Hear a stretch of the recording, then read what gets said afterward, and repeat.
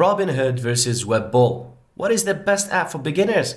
When starting your investment journey, choosing the right app is key. Today we compare Robinhood and Webull to help you decide which is better for beginners. Robinhood stands out for its simple and easy to navigate interface, perfect for beginners. Webull, on the other hand, offers more advanced features like technical charts and deeper analytics, which may feel overwhelming to some beginners. For both platforms, offer commission-free trades on stocks, ETFs, and options. However, Webull gives extended hours trading for more flexibility.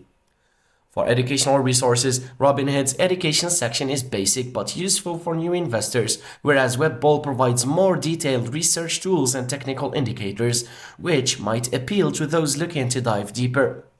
For account types, Robinhood offers a simpler setup, focusing on taxable brokerage accounts, while Webull gives you the options for IRAs, making it a good choice for long-term investors. For customer support, Webull has better customer service options with 24/7 live chat support, while Robinhood's support has been noted to be less responsive. As a conclusion, Robinhood is ideal if you're just starting and want something simple. Webull, with its advanced features, may be better if you're looking to grow and expand your trading knowledge.